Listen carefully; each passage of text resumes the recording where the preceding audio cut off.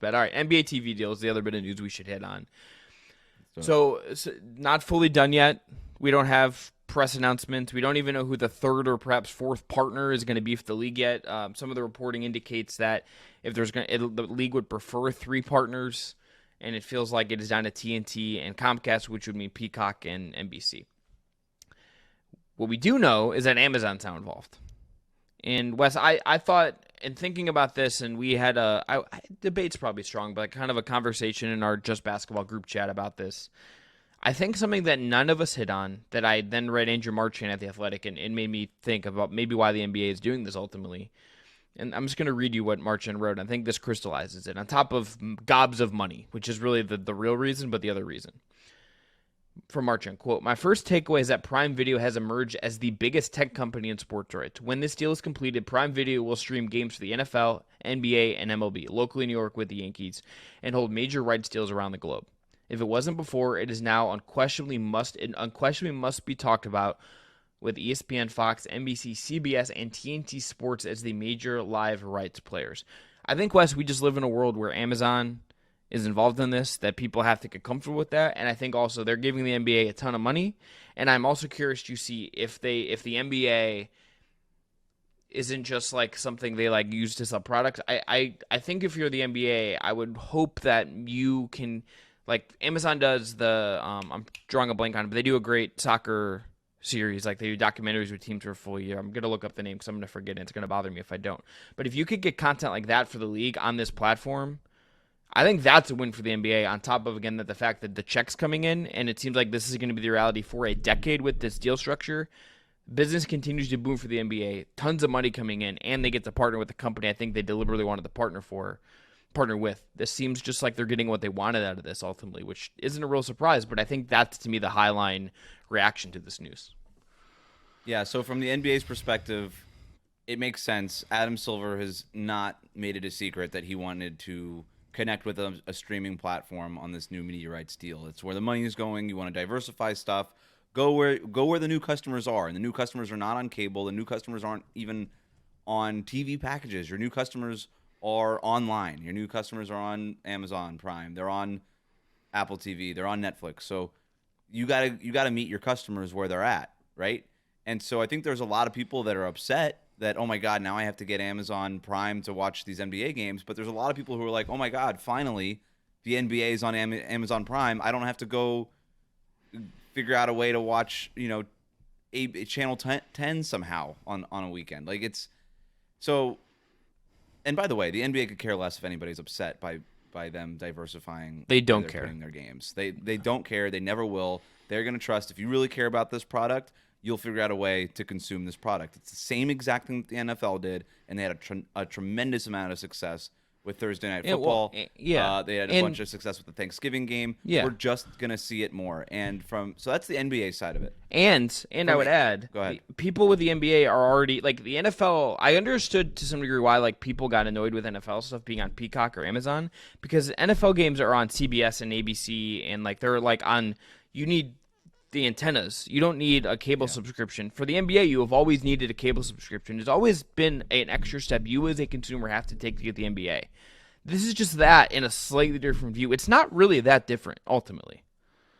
Yeah, and that's the messaging is like, hey, most people have already cut their cords anyway, so it's just a different app that you have to hit on your smart TV is all we're really talking about here. And they do have a point. I do think it's interesting that you have teams like Phoenix and Utah moving their local broadcasts to satellite television, to where all you need is a couple of metal sticks attached to the top of a television set, and you can get the games. That might ultimately be where we end up, where it's all going to be free consumption, easily attainable stuff like the NFL basically is, or it's all going to be on a streaming service, or you're going to need to purchase NBA League Pass, and maybe there is going to be no in between anymore, because it is interesting that all the reporting is not, hey, is NBC going to be involved? No, they're talking about Peacock, right? And I know it's the same company, but they're not talking about putting it on the NBC channel necessarily. They're talking about Peacock, and it might be two different streaming services. But in today's world, what's the difference really? And the NBA is already consumer. And with TNT, it's already shifting to Max in a lot of ways. Like, there's a big push on the Max. Yeah. I get like alerts on YouTube TV all the time, but like I click the game, like, do you want to watch it on TNT or Max or the Bleacher Report thing? And I'm like, I don't know what the difference is. Just I hit a button and it's the same game that pops up. So whatever. And that's how it's going to be for most people. The other part of this is the Amazon part, which I find more interesting than the NBA part of this. To me, the NBA part of going and getting your money is not terribly interesting to me. We all knew this was going to happen. I am interested to see if TNT is able to stay part of this, or if NBC is going to be a part of this, or whatever. And it might end up being both, in addition to obviously Disney and Amazon. But the Amazon part of this to me is interesting because now they're becoming such a player in this that you're running out of reasons to not get Amazon Prime. Yeah.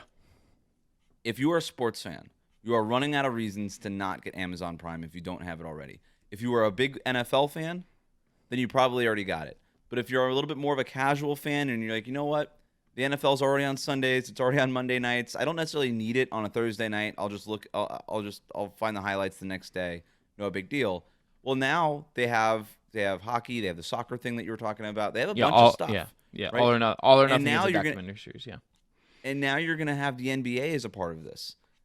So Amazon they did the right thing, right? Where if you're gonna go in, you almost have to go all in, and that's essentially what Amazon has done here. They are becoming they were always behind Netflix in terms of original programming, but they have now leapt all of that with their live programming, and it's not even close, right?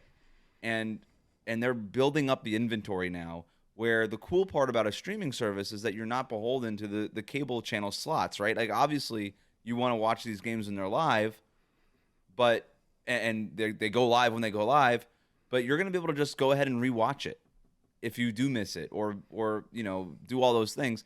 And then because you don't have to because you're not beholden to cable slots, you can create original content based off of that.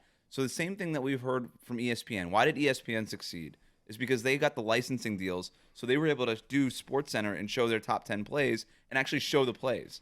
They were able to show highlights. They were able to re-show big parts of the game because they had the licensing of those games. Well, Amazon's going to have a very similar thing where they could build original programming off of the sports content that they already own.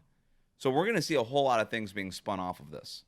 I think it's too, just as a comparison point. Like, this is more of Brendan's wheelhouse at Awful Announcing, but as a nerd who like is interested in sports media stuff, and like particularly Wes, this is peel back the curtain for a second. Not even as like a fan of the product, because I'm not like a massive fan. I'm like a very casual fan of it, and will watch it randomly. I'm like fascinated by like what like the WWE but the TKO broader group like does as a company. Like that company fascinates me for no end. Can't exactly tell you why, but like Netflix being involved with the WWE specifically for Raw, and the Jake Paul and Mike Tyson versus what Amazon is doing is such an interesting. It's like the next 10 years of the case study. If that's like the lanes those two companies take, it's like one is more spectacle / like more sports entertainment, and one is more like traditional sports. On top Netflix is more it's more event based, and what I mean by that, it's like a pop up more, right? Yes. They're doing this whole thing with Netflix as a joke where they're doing stuff with John Mulaney and Seinfeld and other stand ups and things like that. And they did they did a pop up golf event thing. If I'm not mistaken, right. And like obviously F1's been a big deal for them. It's more of it's more of like a festival, right? Where instead of having to buy a ticket and fly to Southern California to watch Coachella, you just got to buy Netflix. And you could just sit on your couch all day and consume this live kind of festival type of thing where it's just a relay of different events. And Amazon's not doing that. Amazon's just buying up the inventory. They're doing the licensing things. They're doing all of this stuff. So it'll be interesting to see kind of how Netflix and Amazon both operate in this streaming world. But the one thing we do know is that there's a premium on live content being added onto the streaming services that basically just used to exist on reruns of The Office, essentially. So that's where we're at. Fun times. Peacock also. If that's now a Peacock product. The Office. Mm-hmm. So you could watch like Pacers, Pistons, and it's like. And Jim shows up and looks at the camera. Yeah, you're just like that was a crazy dunk. What's Jim's take on beef stew? Is a question that I have.